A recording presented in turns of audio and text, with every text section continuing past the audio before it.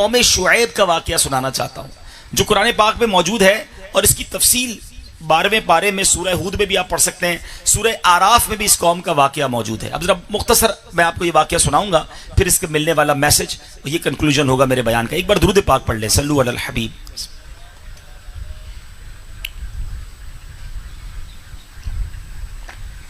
اللہ تبارک و تعالیٰ قرآن مجید میں 12ویں پارے میں ارشاد فرماتا ہے، وَإِلَىٰ مَدْيَنَ أَخَاهُمْ شُعَيْبًا قَالَ يَا قَوْمِ اعْبُدُوا اللَّهَ مَا لَكُم مِّنْ إِلَٰهٍ غَيْرُهُ، اور مدین کی طرف ان کے ہم قوم شعیب کو بھیجا اور انہوں نے کہا ہے میری قوم اللہ کی عبادت کرو، اس کے سوا تمہارا کوئی معبود نہیں۔ وَلَا تَنْقُصُوا الْمِكْيَالَ وَالْمِيزَانَ إِنِّي أَرَاكُمْ بِخَيْرٍ وَإِنِّي أَخَافُ عَلَيْكُمْ عَذَابَ يَوْمٍ مُحِيطٍ۔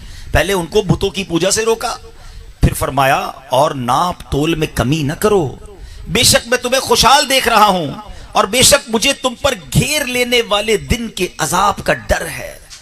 آپ نے قوم کو ڈرایا بھی اور سمجھایا بھی کہ دیکھو ناپ تول میں کمی نہ کرنا، حلال کمانا، جھوٹ بول کر کام نہ کرنا۔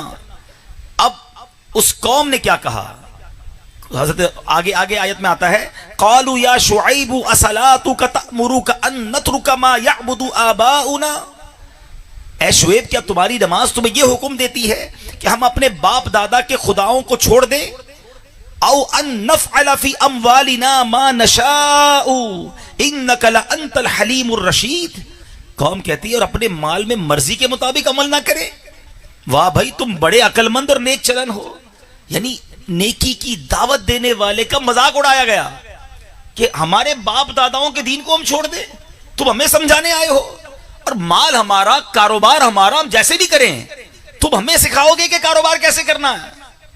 قوم نہ مانی، حضرت شعیب سمجھاتے رہ گئے کہ ناپ تول میں کمی نہ کرو، بتوں کی پوجا نہ کرو، اللہ کو ناراض نہ کرو۔ اور پھر کیا ہوا میرے میٹھے اسلامی بھائیوں؟ حضرت شعیب نے جب کافی مدت تک اپنی قوم کو سمجھایا، وہ ناپ تول میں کمی کرتے، جھوٹ بول کر کاروبار کرتے، لوگوں کو دھوکہ دیتے، پیسہ بنائی جا رہے تھے مگر اللہ کو ناراض کر رہے تھے۔ اب جب عذاب الہی سے ڈرایا نا کہ دیکھو تم پر عذاب آ جائے گا، اتنی بے باک قوم تھی کہ وہ کہتی ہے فَأَسْقِطْ عَلَيْنَا كِسَفًا مِّنَ السَّمَاءِ إِن كُنتَ مِنَ الصَّادِقِينَ، تو ہم پر کوئی آسمان کا ٹکڑا ہی گرا دو اگر تم سچے ہو، تم کہتے ہو عذاب آئے گا، اے شعیب ایسا کرو کہ آسمان کا کوئی ٹکڑا ہم پر گرا دو۔ اللہ اکبر۔ جب حضرت شعیب علیہ السلام بالکل مایوس ہو گئے نا، اب انہوں نے اللہ سے دعا کی، رب نفتح بیننا و بین قومنا بالحق وانت خیر الفاتحین، اے ہمارے رب ہم میں اور ہماری قوم میں حق فیصلہ کر اور تیرا فیصلہ سب سے بہتر ہے۔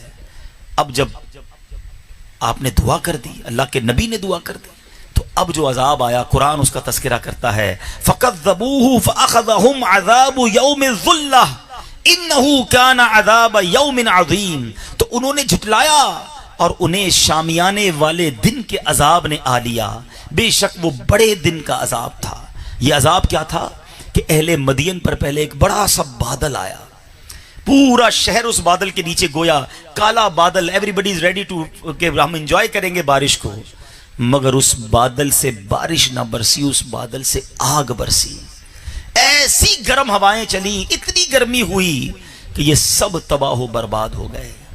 حضرت عبداللہ ابن عباس فرماتے ہیں کہ اللہ تعالیٰ نے اس قوم پر جہنم کا دروازہ کھول دیا تھا، اس قدر گرم ہو گیا وہ علاقہ کہ سب ختم ہو گیا۔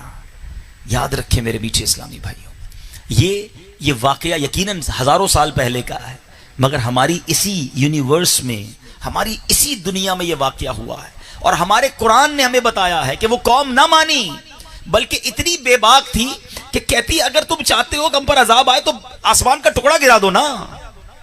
آج لوگ کیا کہتے ہیں، ارے دیکھی جائے گی، زندگی میں تو مزے کر لو، ادھر تو انجوائے کر لو، ادھر تو پیسے بنا لو، ادھر تو جو جمع کرنا ہے کر لو، بات کی بعد میں دیکھی جائے گی۔ بھائی یہ حکومت آئی ہے، اس حکومت سے جو فائدہ اٹھانا ہے اٹھا لو، یہ موقع آیا ہے، یہ سیزن آیا ہے، جھوٹ بولنا ہے، ملاوٹ کرنی ہے، واٹ ایور، ہمارا بینک اکاؤنٹ بھرنا چاہیے۔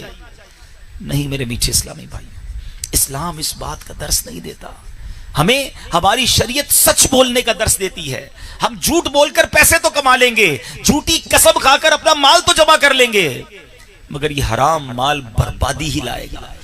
رشوت کا کام کر کے، لوگوں کے ظلم کر کے، مال دبا کر جو لوگ پیسے بناتے ہیں وہ بظاہر دنیا میں پیسے والے ضرور ہو جاتے ہیں، مگر ہم نے یہ بھی دیکھا کہ بہت زیادہ مال ہوتا ہے مگر سکون نہیں ہوتا، بیماریاں جان نہیں چھوڑتی، پریشانیاں ختم نہیں ہوتی، اس کو ریلیکس والی نیند نہیں آتی۔ یہ تو دنیا میں پرابلمز ہیں، آخرت میں وہ حرام مال کا کیسے جواب دے؟ اے میرے میٹھے اسلامی بھائیوں، آپ نے یہ قرآنی واقعہ سنا، اب آئیے میں آپ کو بتاؤں کہ ایسا نہیں ہے کہ اسلام کاروبار کرنے سے منع کرتا ہے، اسلام اپنے ہاتھ سے پیسے کمانے سے منع کرتا ہے، نہیں، ہمیں انکریج کرتا ہے ہمارا مذہب، لیکن حلال کمایا جائے۔ انبیاء کرام نے بھی اپنے ہاتھ سے کام کیا، صحابہ کرام نے بھی اپنے ہاتھ سے کام کیا۔ میں آپ کو کچھ انبیاء کے پیشے بتاتا ہوں۔ آج ایک عجیب پرابلم یہ ہے کہ بندہ کہتا ہے میں نے نارمل کام نہیں کرنا، بڑے خاندان سے ہوں، اگر میں نے جناب چھوٹی سی دکان لگا لی، میں نے اگر ٹیکسی چلانا شروع کر دی، میں کسی چھوٹے کاروبار میں چلا گیا تو لوگ کیا کہیں گے؟ وائٹ کالر جاب ہونی چاہیے، چاہے اس کے لیے سود پر عمارت کھڑی کرنی پڑے، دنیا کے سامنے اسٹیٹس برقرار رکھنے کے لیے لوگ سود پر سود دیے جا رہے ہوتے ہیں اور آخر کار کولیپس ہو جاتے ہیں۔ جن نبیوں پر ہم ایمان لائے ہیں، سنو ان نبیوں کے پیشے کیا تھے۔ حضرت آدم علیہ السلام کھیتی باڑی کیا کرتے تھے، بڑھئی کا کام، کارپینٹر جس کو ہم کہتے ہیں، لکڑی کا کام فرماتے تھے۔ حضرت ادریس علیہ السلام کپڑے سیکھ کر گزر بسر کرتے تھے۔ حضرت ابراہیم علیہ السلام بھی کھیتی باڑی کیا کرتے۔ سیدنا شعیب علیہ السلام جن کا آپ نے واقعہ سنا، آپ جانوروں کے بالوں اور اون سے اپنی روزی حاصل کیا کرتے۔ حضرت موسیٰ علیہ السلام بھیڑ بکریاں چرایا کرتے۔ حضرت داؤد علیہ السلام زرہ بنا کر، جنگی لباس بنا کر اپنی گزر اوقات کیا کرتے۔ سلیمان علیہ السلام جو روئے زمین کے بادشاہ تھے، آج بندے کا تھوڑا گریڈ بڑھ جائے، بڑی افسری مل جائے، اس کی ٹوری چینج ہو جاتی ہے۔ سنو، حضرت سیدنا سلیمان کے پاس ساری کائنات کی بادشاہت تھی، ہوا آپ کے تابع، جانور آپ کا حکم مانتے تھے، جنات آپ کو فالو کرتے تھے، اتنی بڑی حکومت تھی، مگر آپ کیا کرتے تھے؟ درختوں کے پتوں اور چھال سے آپ ٹوکریاں اور بوریاں بنایا کرتے تھے۔ اپنے ہاتھ سے کام کرنا یہ نبیوں کا طریقہ ہے، کوئی کام چھوٹا نہیں ہوتا۔ اب آؤ صحابہ جن سے ہم سب کو بڑی محبت ہے، خلفائے ثلاثہ، حضرت ابوبکر صدیق، حضرت سیدنا عمر فاروق، حضرت عثمان غنی رضی اللہ تعالیٰ عنہ تجارت کیا کرتے۔ مولا علی، مولا کائنات، شیر خدا کرم اللہ تعالیٰ وجہ الکریم جو ہیں، وہ جنگل سے گھاس کاٹ کر مدینہ منورہ میں لا کر بیچا کرتے تھے۔ اللہ اکبر، فتح خیبر کے بعد بھی حضرت مولا علی کھیتی باڑی کرتے رہے۔ اور آگے چلیے، حضرت سیدنا حاطب بن بلتعا مدینہ منورہ میں نان بائی کا کام کرتے۔ سیدنا سلمان فارسی رضی اللہ تعالیٰ عنہ چٹائیاں بن کر بیچتے تھے۔ حضرت سیدنا خباب لوہار پیشہ تھے۔ سیدنا عبد الرحمن بن عوف کپڑے کے ساتھ ساتھ دودھ کی تجارت بھی کیا کرتے۔ سیدنا ابو سفیان بن حرب رضی اللہ تعالیٰ عنہ تیل، اچار اور چٹنی کا کاروبار کیا کرتے۔ بتائیے یہ سارے صحابہ، کتنا بڑا نام ہے، مگر ہاتھ سے کام کرتے تھے، حلال کماتے تھے۔ آج آپ بھی انٹرنیشنل وزٹ کرتے ہیں، میرا بھی بڑا سفر رہتا ہے، ایک بڑا عجیب فینومینا ہے ہمارے ملک میں۔ ہمارے ملک میں کوئی بھی حلال کمانے کے لیے تھوڑا سا نیچے آنے کے لیے تیار نہیں ہے۔ میں کیسے ٹیکسی چلاؤں؟ غریب آدمی کو کہو بھائی تھوڑا ٹھیلا لگا لو، پیسے نہیں ہے تو کوئی چھوٹا کام کر لو۔ ضروری ہے کہ تم حرام کے ذریعے پیسے پہلے لون لو، سود لو، اور اس کے بعد اپنے آپ کو برباد کر دو۔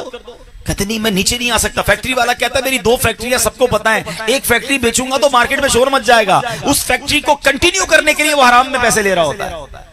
حالانکہ ہم باہر جائیں، آپ بھی جاتے ہیں، بڑے بڑے جس کو کہیں کہ اچھے انداز سے لوگ فخر کے ساتھ کہتے ہیں میں ٹیکسی چلاتا ہوں، میں ہوٹل میں واش ڈشنگ کرتا ہوں، میں فلاں ہوٹل میں یہ کام کرتا ہوں۔ وہاں لوگ اپنا پروفیشن بتاتے ہوئے نہیں شرماتے، مگر یہاں آنے کے بعد وہ اپنے آپ کو اتنا ڈی مورلائز فیل کرتے ہیں کہ میں یہ چھوٹا کام کیسے کر لوں۔ میں آپ کو حدیث پاک سناتا ہوں، اللہ کے حبیب علیہ السلام فرماتے ہیں، جس کا مضمون ہے کہ جو بندہ حلال کمانے کے لیے ذلت کی جگہ پر کھڑا ہو جائے، اس کے گناہ اس طرح جھڑتے ہیں جس طرح خزاں میں درختوں کے پتے جھڑتے ہیں۔ کوئی کام چھوٹا نہیں ہوتا، حلال کے لیے ہونا چاہیے، بہت بڑا ہے اور حرام ہے وہ کسی کام کا نہیں ہے۔ ہمارے ایک صحابی رسول، سبحان اللہ، بہت ساروں نے ان کا نام سنا ہوگا، ان کی سیرت کے بارے میں نہیں پتا۔ وہ عشرہ مبشرہ میں سے ہیں اور کمال کی شخصیت ہے، کیسے بزنس مین تھے، اور ان کی باتوں میں کتنے خوبصورت بزنس کے فارمولے ہمیں ملتے ہیں۔ سبحان اللہ، حضرت سیدنا زبیر بن عوام رضی اللہ تعالیٰ، یہ عشرہ مبشرہ میں ہے. یہ حضرت نبی پاک علیہ الصلوۃ والسلام کی پھوپھی حضرت صفیہ کے فرزند ہیں, یعنی نبی پاک کے کزن ہوئے, پھوپھی زاد بھائی ہوئے, اور سیدہ خدیجہ رضی اللہ تعالیٰ عنہ کے بھتیجے حضرت ابوبکر صدیق رضی اللہ تعالیٰ عنہ کے داماد ہیں. اور یہ بھی عشرہ مبشرہ میں ان 10 خوش نصیب صحابہ میں شامل ہیں جن کو نبی پاک نے جنت کی بشارت عطا فرمائی. یہ وہ عظیم ہستی ہیں, ایسے امانت دار تھے کہ 7 جلیل القدر صحابہ کرام, عشرہ مبشرہ کے 7 جلیل القدر صحابہ کرام امانت و دیانت کے سبب انہیں اپنے بعد اپنے مال کا والی مقرر کرتے تھے. حضرت زبیر بن عوام ان کے مال کی حفاظت کرتے اور اس کو ڈسٹریبیوٹ کرتے, اس مال کو اچھی جگہ پر صرف کرتے. اتنا بڑا ان کا مقام تھا. آپ کے بارے میں آتا ہے کہ آپ سے ایک بار کامیاب تاجر ہونے کا راز پوچھا گیا. ماشاءاللہ یہاں بھی بڑے تاجران بیٹھے ہیں. آئیے میں آپ کو صحابی رسول سے بہت خوبصورت کوسچن ہوا کہ آپ بڑے کامیاب تاجر ہیں, آپ کے پاس کیا فارمولہ ہے؟ حضرت زبیر بن عوام کہتے ہیں کہ میں نے کبھی کوئی چیز بغیر دیکھے نہیں خریدی اور کم نفع کو کبھی بھی رد نہیں کیا, چھوٹے پروفٹ کو بھی کبھی نہیں چھوڑا. اللہ جسے چاہے برکت سے نواز دیتا ہے. آپ نے چیز خریدتے وقت دیکھ کر وہ چیز خریدی اور کم پروفٹ کو بھی گوارا کیا. بندہ کہتا نہیں بھائی ایک ہی باری میں بہت سارا کمانا ہے. جو زیادہ کمانے کے چکر میں جاتا ہے بعض اوقات اس کا مال نہیں بکتا. تھوڑے نفع پر بھی بندہ اگر بزنس کرتا رہے اللہ اس میں برکت ڈال دیتا ہے. اسی طرح سبحان اللہ, آج میں نے ان کا ذکر کرنے کی ایک اور وجہ یہ بھی ہے کہ رجب المرجب شروع ہوا. پچھلا مہینہ جمادی الاخری جو ہے وہ سیدنا زبیر بن عوام رضی اللہ تعالیٰ عنہ کے عرس کا مہینہ بھی ہے. آپ کے بارے میں اور بہت ساری پیاری باتیں سیکھنے کو ملتی ہیں کہ آپ جو ہے وہ سیدی صدر الشریعہ بدر الطریقہ مفتی امجد علی اعظمی جو ہیں انہوں نے بڑا پیارا ایک جائزہ پیش کیا کہ انسانوں کی ضروریات جتنی زیادہ ہیں ان کو حاصل کرنا اتنا ہی دشوار ہے. تو اگر کوئی شخص اپنی تمام ضروریات پوری کرنے کے لیے اکیلا ہی سارے کام کرنے بیٹھ جائے, مثلا خود ہی کھیتی باڑی کرے, پھر اناج بھی خود پیسے, کپڑا بھی خود بن کر سیے, تو شاید ناکام ہو جائے اور اپنی زندگی کے ایام بآسانی نہ گزار سکے. لہٰذا اس میں اللہ عز و جل کی حکمت ہے کہ اس نے تمام انسانوں کو مختلف شعبوں اور متعدد قسموں میں تقسیم فرما دیا کہ ہر ایک جماعت اپنا اپنا کام کرے اور سب کے مجموعے سے تمام لوگوں کی ضروریات پوری ہوں. مثلا کوئی کھیتی باڑی کرتا ہے تو کوئی کپڑا بنتا ہے, کوئی اپنے ہاتھ سے دوسرے کام کرتا ہے. جس طرح کھیتی باڑی کرنے والے کو کپڑے کی ضرورت ہوتی ہے اس طرح کپڑا بننے والے کو اناج کی ضرورت ہوتی ہے.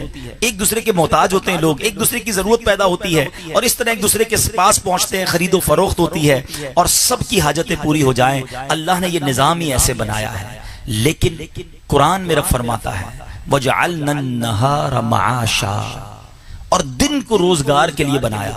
ایک اور جگہ فرمایا فَانْتَشِرُوا فِي الْأَرْضِ وَابْتَغُوا مِنْ فَضْلِ اللَّهِ, اور تو زمین میں پھیل جاؤ اور اللہ کا فضل تلاش کرو. آلویز انکریج کیا گیا ہے اپنے ہاتھ سے کام کرنے کو, کاروبار کو, مگر ساتھ ساتھ یہ فرمایا کہ حلال کمانا ہے, سچ بولنا. کاروباری لوگوں میں ایک بڑا پرابلم اور بھی ہے کہ وہ حسد میں گرفتار ہو جاتے ہیں, جیلسی میں گرفتار ہو جاتے ہیں کہ جب اللہ کسی کو نوازتا ہے تو دوسرا بندہ دیکھ نہیں سکتا. یاد رکھیں یہ وہ برائی ہے کہ نبی پاک فرماتے ہیں کہ حسد نیکیوں کو اس طرح کھا جاتا ہے جس طرح آگ لکڑی کو کھا جاتی ہے. سردیوں میں آپ لکڑی جلائیں تھوڑی دیر میں لکڑی ختم ہو جاتی ہے, مگر آج پرابلم یہ ہے کہ آج کسی کو ایک فیکٹری اور لگ جائے ٹینشن شروع ہو جاتی ہے. اچھا ایک اور فیکٹری لگا لی, اس نے ایک اور دکان لے لی, ارے ابھی تو گاڑی لی تھی ایک اور گاڑی لے لی, اچھا ایک اور گھر بنا لیا, کراچی میں بھی گھر بنا لیا. اس کو ترقی ملتی ہے اور ہمیں پرابلم کیوں ہوتی ہے؟ خدا را کسی کی ترقی پر ہمیں تکلیف نہیں ہونی چاہیے کیونکہ عزت دینے والا, دولت دینے والا, شہرت دینے والا رب ہے. وَتُعِزُّ مَن تَشَاءُ وَتُذِلُّ مَن تَشَاءُ, اللہ دے رہا ہے, ہمیں کیا پرابلم ہے؟ اور جو بندہ حسد میں گرفتار ہوتا ہے نا اپنی نیکیاں تو برباد کرتا ہی کرتا ہے, ساتھ ساتھ اس کے جناب سکون بھی چلا جاتا ہے. تو ہمیں کبھی بھی کسی کی ترقی میں پرابلم نہیں ہونی چاہیے. اگر اللہ کسی کو دے رہا ہے آپ یہ دعا کریں کہ اللہ اس کو بھی دے اور مجھے بھی عطا فرما. حسد حرام کیوں ہے کہ بندہ چاہتا ہے اس کا چھن کر مجھے مل جائے, یہ برباد ہو جائے. ایسے دل گندے ہو گئے. اگر اس کے مقدر میں ذلت لکھی ہے ہم سب مل کر بھی اس کا نام اونچا نہیں کر سکتے. تو اگر رب کسی کو عزت دے رہا ہے, آپ کو لگتا ہے یار کل لاڑکانہ میں کوئی نہیں پہچانتا تھا, آج ساری دنیا میں اس کا نام ہو گیا, کل ہماری مارکیٹ میں آیا اور آج ہم سے آگے بڑھ گیا, سیاست اس نے شروع تھوڑے دنوں پہلے کی اور آج سب سے آگے بڑھ گیا. اللہ عزت دے رہا ہے, آپ کیوں تکلیف میں آ رہے ہیں؟ آپ رب سے یہ دعا کریں کہ یا اللہ مجھے بھی نواز دے, اس میں حرج نہیں ہے, مگر وہ برباد ہو جائے اس کا کام خراب ہو جائے یا اس کی ترقی میں مجھے ٹینشن ہو، یہ گندے دل کی نشانی ہے، یہ دل میں حسد طاری ہو گیا۔ تو خدا را اپنے دل سے حسد کو پاک کیجئے، کیونکہ نبی پاک فرماتے ہیں حسد ایمان کو اس طرح برباد کرتا ہے جیسے شہد جو ہے وہ سرکے کو برباد کر دیتا ہے۔ ہمارا ایمان کہیں برباد نہ ہو جائے اگر دل میں یہ چیزیں طاری ہو جائے۔ تو بہرحال میرے میٹھے اسلامی بھائیوں، ہمیں جھوٹ سے بچنا ہے، ہمیں حرام سے بچنا ہے۔ ایک بات یاد رکھ لیجئے، دانے دانے پہ لکھا ہے کھانے والے کا نام۔ ایک جملہ آج ہو سکے تو یاد کر کے جانا کہ جو میرے نصیب میں ہے نا وہ مجھ سے کوئی چھین نہیں سکتا، اور جو میرے نصیب میں نہیں وہ مجھے کوئی دے نہیں سکتا۔ میں کچھ بھی کر لوں، اگر نصیب میں نہیں تو ملنا نہیں ہے تو انتظار کیوں نہ کر لوں حلال کا؟ کیوں حرام کی طرف جاتے ہیں؟ کیوں رشوت، کیوں سود، کیوں جھوٹ؟ اللہ کرے کہ ہمارا یہ ذہن بن جائے کہ جو میرے مقدر میں ہے وہ حلال میں رب نے لکھ رکھا ہے، بس تھوڑا سا انتظار کرنا ہے، تھوڑا سا ویٹ کرنا ہے، وہ حلال کے ذریعے مجھے ملے گا۔ اس کو اس طرح سمجھیے کہ ایک بار مولا علی کرم اللہ تعالی وجہ الکریم ایک جگہ نماز پڑھنے گئے۔ آپ کے پاس آپ کا جو لباس تھا، جو آپ کا گاؤن سمجھ لیں، آپ نے کسی شخص کو پکڑایا کہ اس کو پکڑو میں نماز پڑھ کے آؤں۔ آپ جب نماز پڑھ کے واپس آئے تو وہ شخص غائب ہو گیا، آپ کا لباس لے کر ہی چلا گیا، چوری کر گیا۔ آپ کو بڑا افسوس ہوا۔ تھوڑی دیر آگے گئے تو ایک دکان پر وہی لباس آپ نے لٹکا ہوا دیکھا۔ آپ نے دکاندار سے پوچھا لباس کہاں سے آیا؟ کہا ابھی ایک بندہ آیا وہ بیچ کر گیا ہے۔ کہا کتنے کا بیچا؟ کہا کوئی 2 درہم کا۔ مولا علی فرماتے ہیں کہ افسوس، اس شخص کے لیے اللہ نے 2 درہم حلال کے رکھے تھے۔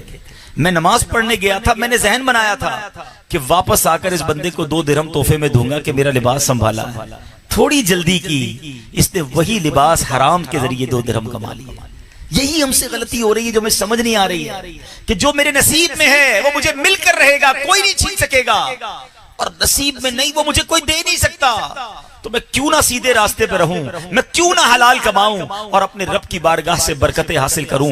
بڑے بڑے مفتیان کرام، علماء کے فضائل آپ نے سنے ہوں گے، آؤ میں آپ کو تاجر کے فضائل سناتا ہوں۔ بزنس مین کی فضیلت حدیث میں موجود ہیں۔ اللہ کے حبیب علیہ الصلوۃ والسلام فرماتے ہیں سچا امانت دار تاجر انبیاء، صدیقین اور شہداء کے ساتھ قیامت میں ہوتا ہے۔ قیامت کے دن سچا اور امانت دار تاجر، only 2 conditions for the business community، کہ سچ بولنا، امانت سے کام کرنا، قیامت میں انبیاء، صدیقین اور شہداء کا ساتھ ملے گا۔ مگر آج حال کیا ہے؟ اپنے دل سے پوچھیے، جلدی پیسے والا بننا ہے، شارٹ کٹ چاہیے۔ نہیں جناب، یہ شارٹ کٹ کہیں جہنم کی آگ میں نہ پہنچا دے۔ بزنس کرنا ہے تو سیکھو حضرت عثمان غنی رضی اللہ تعالیٰ عنہ سے، کیا بزنس کرتے تھے، اللہ کی راہ میں کتنا دل کھول کر خرچ کرتے تھے۔ آج افسوس کے ساتھ کہنا پڑ رہا ہے کہ جیسے جیسے کوئی بھی وائرس، کوئی بھی بیماری آتی ہے تو اس سے ریلیٹڈ چیزیں ذخیرہ کرنا لوگ شروع کر دیتے ہیں کہ چلو جناب اب ماسک زیادہ بکیں گے، اب یہ دوائیں زیادہ بکیں گی، اس میں پیسہ بن جائے گا۔ ہم دنیا میں لوگوں کو تکلیف پہنچا کر مال کمانا چاہ رہے ہوتے ہیں۔ دیکھو کامیاب تاجر کیسے تھے۔ مدینہ منورہ میں ایک بار قحط آ گیا، لوگ بھوکے ہو گئے، کھانے کو نہیں تھا۔ لوگ حضرت ابوبکر صدیق کے پاس آئے کہ حضور کھانا نہیں ہے، اناج نہیں ہے، کچھ کیجئے۔ آپ نے فرمایا صبر کرو، اللہ پاک کرم کرے گا۔ اب جب شام ہوئی تو حضرت عثمان غنی رضی اللہ تعالیٰ عنہ نے 100 اونٹ امپورٹ کیے تھے، غلے سے لدے ہوئے 100 اونٹ دوسرے ملک سے آ گئے۔ اب آج کے دور میں یوں سمجھیے کہ اللہ نہ کرے لاڑکانہ میں ایسا وقت آئے کہ کھانے کو نہ ہو اور کسی ایک فوڈ اسٹف کمپنی کے پاس 100 ٹرک بھرے ہوئے کھانے کے آ جائیں، اس کے تو وارے نہیں آ رہے ہو جائیں گے نا، مناپلی ہے، جس ریٹ میں بیچے۔ مدینے کے سارے تاجر پہنچ گئے حضرت عثمان غنی کے گھر پر، کہتے حضور یہ جو سامان آیا نا یہ آپ ہمیں بیچ دیں، مدینے میں لوگ بڑے بھوکے ہیں، ان کو کھانا مل جائے گا، ہمارا کاروبار ہو جائے گا۔ عثمان غنی فرماتے بتاؤ تم مجھے اس مال کو کتنے میں خریدو گے، کتنا پروفٹ دو گے؟ کہ حضرت ایسا کریں آپ 10 کے 12 لے لیں، 20% پروفٹ لے لیں اور ہمیں یہ سارا مال دے دیں۔ تو حضرت عثمان غنی نے فرمایا کہ مجھے تو اس سے زیادہ مل رہا ہے۔ آپ نے کہا اچھا آپ 10 کے 14 لے لیں، 40% پروفٹ لے لیں۔ کہا مجھے اس سے بھی زیادہ مل رہا ہے۔ کہا اچھا آپ 10 کے 15 لے لیں، 50% پروفٹ لے لیں۔ فرمایا مجھے اس سے بھی زیادہ مل رہا ہے۔ تو لوگوں نے کہا حضور آپ کو اس سے زیادہ کون دے سکتا ہے؟ سارے مدینے کے تاجر تو آپ کے گھر میں بیٹھے ہیں، جتنے سپلائر ہیں غلہ منڈی والے تو آپ کے پاس ہیں، ہم 50% پروفٹ دے رہے ہیں، آپ کہہ رہے ہیں اس سے زیادہ مل رہا ہے، کون دے رہا ہے آپ کو یہ پروفٹ؟ حضرت عثمان غنی کہتے ہیں کہ مجھے 1 کا 10 مل رہا ہے۔ اور میرا رب دے رہا ہے. تم میں سے ہے کوئی جو مجھے اس سے زیادہ پروفٹ دے؟ کہتے حضور ہم تو نہیں دے سکتے. فرمایا سارے گواہ ہو جاؤ، یہ سارے 100 کے 100 اونٹ میں نے اللہ کی راہ میں خیرات کر دیے. مدینے کے لوگوں کو جاؤ اور ایسے ہی بانٹ دو. مجھے بتائیے نا، حضرت عثمان غنی کے پاس بہترین موقع تھا پیسے کمانے کا. ارے جس ریٹ میں مال بیچنا چاہتے اس ریٹ میں مال بک جانا تھا، مگر سودا کیا تو اللہ سے کیا، تجارت کی تو رب سے کی. بتاؤ حضرت عثمان غنی کیا اس ڈیل کے بعد غریب ہو گئے؟ اللہ نے اور مال بڑھا دیا، اللہ نے اور ان کے خزانوں میں برکت ڈال دی. آج پرابلم یہ ہے ہم فقط دنیا کے لیے سوچتے ہیں. ارے کاروبار کرو تو رب سے کرو نا. اگر اللہ نے نوازا ہے تو اللہ کی راہ میں دل کھول کر خرچ کریں. آپ ہر طرح کے وائرس، ہر طرح کی بیماری سے بچ سکتے ہیں کہ حدیث میں یہ مضمون موجود ہے کہ صدقہ جو ہے وہ 70 بلاؤں سے بندے کو بچاتا ہے. گھر سے نکلے تو صدقہ دیں، راستے میں جائیں تو صدقہ دیں. اللہ نے نوازا ہے تو بانٹتے رہیں. یہ کیلکولیٹ نہ کریں ابھی رمضان تھوڑی آیا کہ صدقہ دوں، ابھی زکات کی باری نہیں آئی ہے. افسوس تو اس بات کا ہے کہ لوگ زکات بھی پوری نہیں دیتے، زکات بھی پراپر کیلکولیٹ نہیں کرتے. یاد رکھو حدیث میں آیا ہے، مضمون ہے حدیث کا کہ زکات مال کا میل ہے. جو اپنے مال سے اس میل کو نہیں نکالتا وہ پورے مال کو میلا کر دیتا ہے. اچھا زکات دیتے بھی ہیں تو بڑا برڈن فیل کر کے. کسی صاحب سے بات ہو، بھائی آپ کی زکات 10 لاکھ روپے نکلتی ہے. او ہو 10 لاکھ دینے پڑیں گے؟